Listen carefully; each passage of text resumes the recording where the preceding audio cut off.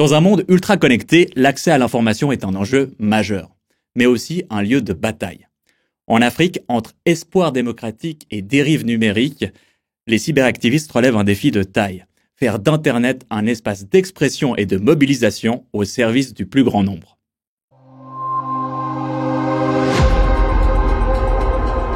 Mon œil, le podcast engagé de Public Eye. Je m'appelle Damien Vega et aujourd'hui on plonge au cœur du combat pour la démocratie et les droits humains sur le continent africain. Pour ce faire, je reçois Aïcha Dabo. Bonjour. Bonjour Damien. Aïcha, tu es journaliste et cofondatrice de l'organisation panafricaine Africtiviste qui promeut et défend les valeurs démocratiques, les droits humains et la bonne gouvernance grâce aux technologies numériques. Tu es de passage à Genève à l'occasion du Festival de films sur les droits humains, FIFDH à Genève, et tu en as profité pour faire un petit détour par notre studio. Tu peux nous raconter un peu ton parcours et ce qui t'a poussé à t'engager sur ces thématiques essentielles ? Bon, merci Damien, merci de m'avoir avec vous aujourd'hui et merci aux téléspectateurs. Après ma formation en journalisme au CECI, à l'Université Cheikh Anta Diop de Dakar, j'ai travaillé à l'agence, comme stagiaire à l'agence de presse sénégalaise où j'ai appris beaucoup de choses qui m'a permis ensuite d'évoluer, de travailler en Gambie, de revenir au Sénégal avec l'agence de presse africaine où vraiment pendant, je dirais, 6 à 7 ans, j'ai parcouru le continent couvert de grands événements, des élections, des crises humanitaires, des conférences.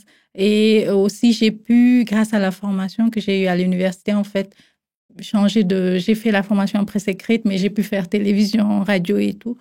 Donc, c'est aussi, plus tard, ça m'a mené dans le monde du développement et de la communication pour le développement. Mais en parallèle de tout ça, j'ai été engagée, même depuis le lycée, tout ce qui concerne l'Afrique et qui est panafricain m'a toujours passionnée.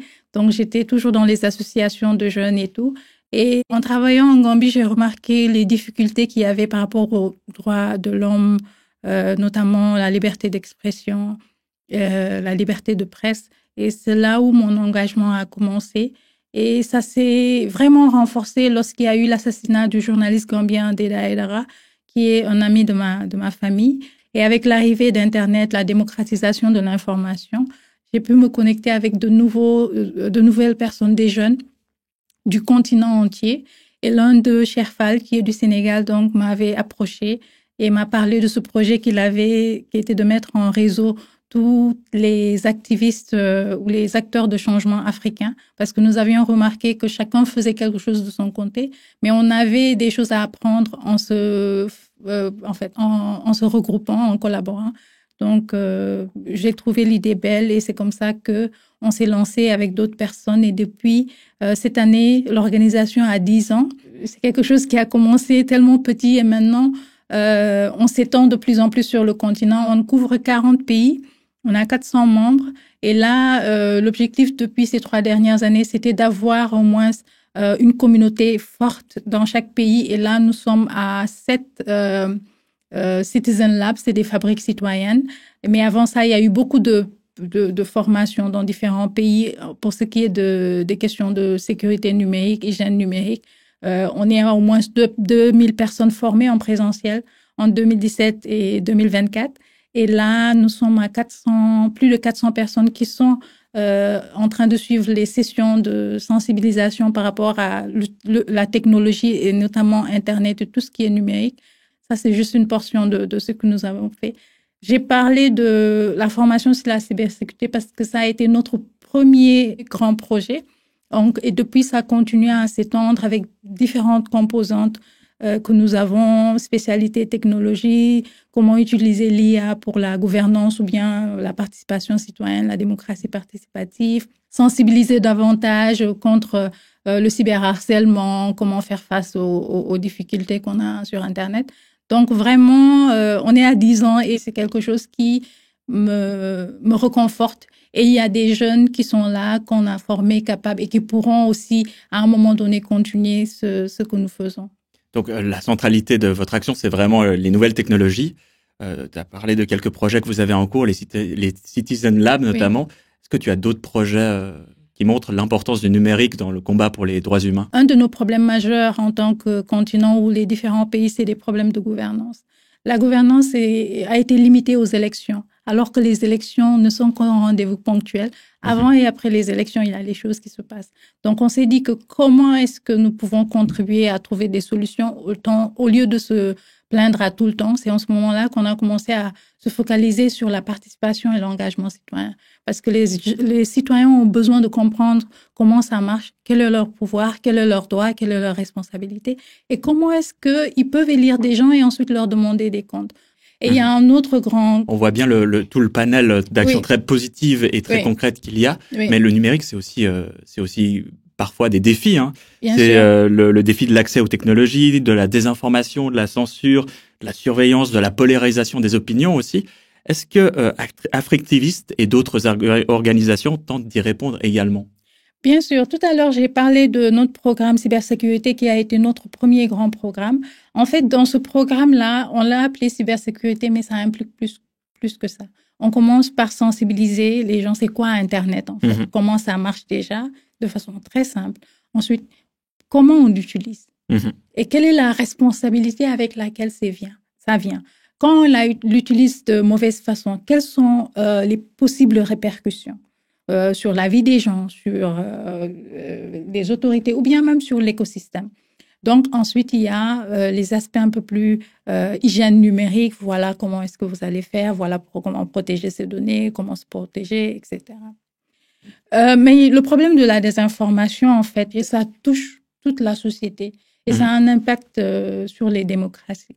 Surtout on a vu le cas de Cambridge Analytica aux États-Unis qui est devenu une référence. Mais il y a eu ces situations-là. Ces outils ont été testés en Afrique. Oui. Donc une ingérence dans les élections états-uniennes de la part d'une société. Oui. Donc ces outils-là sont souvent testés sur le continent. Et une fois que ça marche, on va les vendre aux Occidentaux. Oui. Donc, nous sommes les premières victimes de tout outil que ça puisse être. Le problème de la désinformation, nous l'abordons à plusieurs niveaux. Faire du fact-checking. Et pour ça, nous offrons des formations pas seulement aux journalistes, mais à tout individu qui traite l'information. Et nous menons des campagnes de sensibilisation au grand public. Actuellement, nous sommes en train de développer des cours très simple, pour que, en fait, tout citoyen, même si c'est 4 points, puisse vérifier l'information avant de la partager. Parce que le partage d'informations contribue à ceci. Maintenant, de façon proactive, nous menons des plaidoyers pour que les États, en fait, s'engagent à des discussions multipartites. Parce qu'ils ne peuvent pas tous seuls régler les problèmes de la désinformation en légiférant. Mais aussi, nous encourageons les médias à être un peu plus indépendants.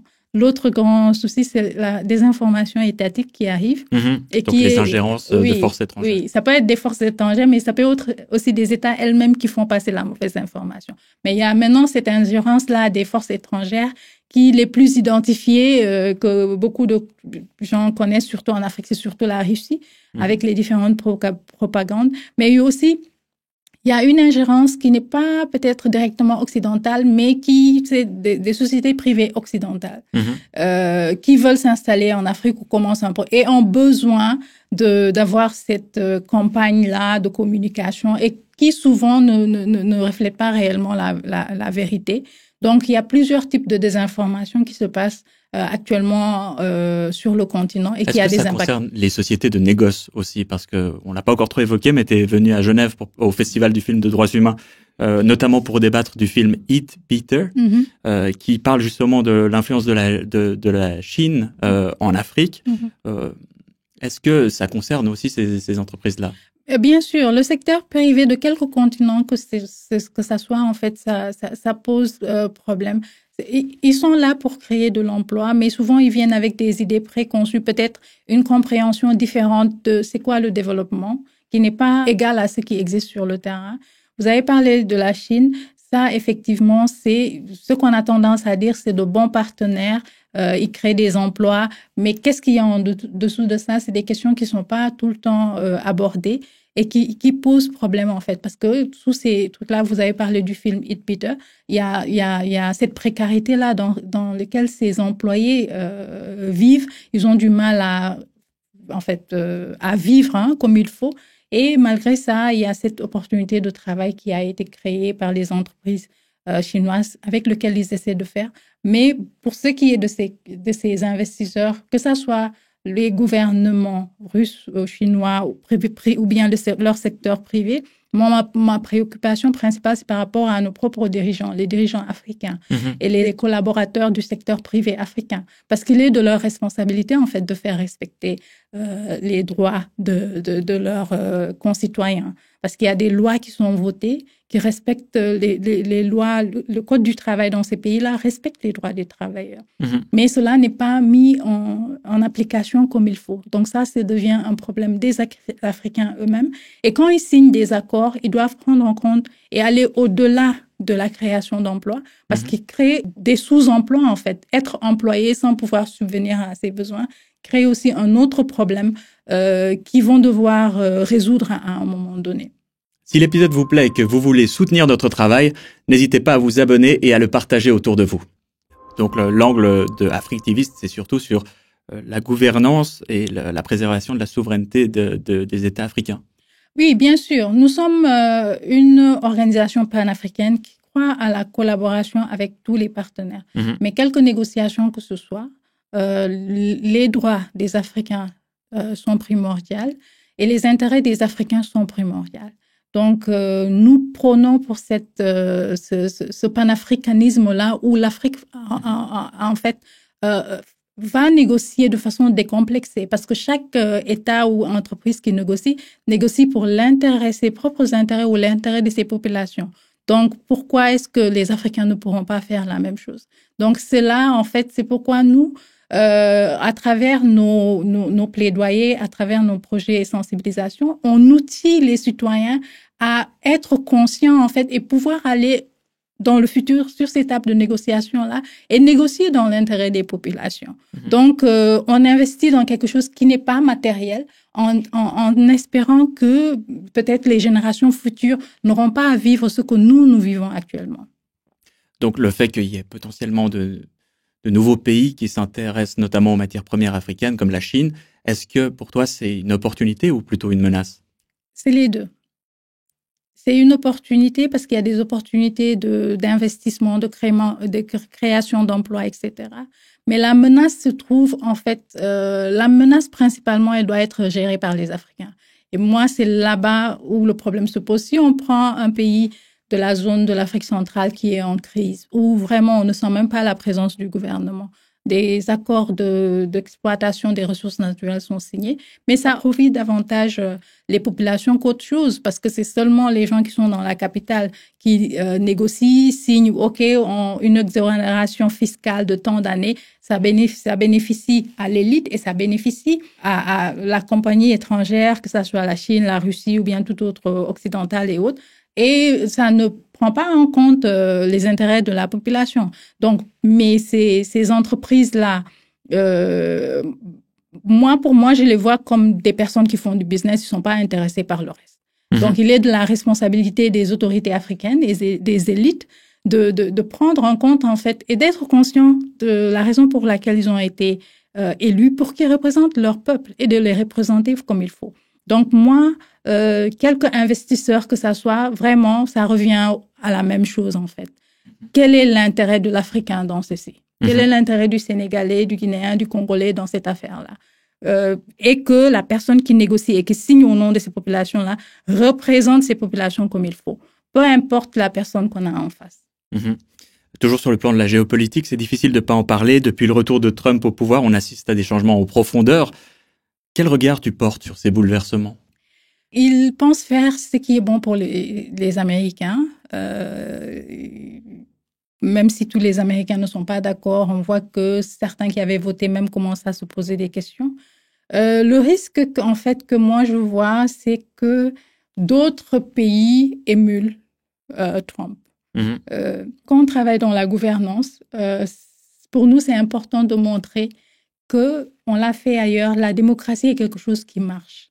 On peut faire une démocratie à la sauce africaine, mais pour tout ce qui est de la séparation des pouvoirs, les droits des individus, ça marche. Voici tel exemple où ça marche. Mais c'est Trump qui, actuellement, les États-Unis est à l'extrême. Mais dans les autres pays européens, on voit aussi ce changement-là qui arrive. Donc, Trump, je me dis que va peut-être inspirer une ou deux ou bien plus de personnes. Et ça ramène à une chose, chacun pour soi. On entre dans un monde de plus en plus où chacun s'occupe de ses intérêts. D'où ce que je disais tout à l'heure, que les Africains aussi doivent penser à leurs intérêts. Parce que je ne dis pas que le monde ne fonctionnerait pas, mais le monde aura du mal à fonctionner sans les ressources naturelles africaines. Donc maintenant, c'est aux Africains de prendre leurs responsabilités et de penser aux générations actuelles et futures et de négocier comme il faut. On va se laisser avec ce message-là. Merci beaucoup, Aïcha Dabo, d'être venue. C'était passionnant. Merci beaucoup. Merci de m'avoir reçu. Et merci à vous pour votre écoute. Si l'épisode vous a plu, les références sont en description d'épisode. N'hésitez pas à le partager autour de vous et de vous abonner. C'était Mon œil, le podcast engagé de Public Eye qui regarde là où les multinationales voudraient qu'on détourne le regard. À bientôt.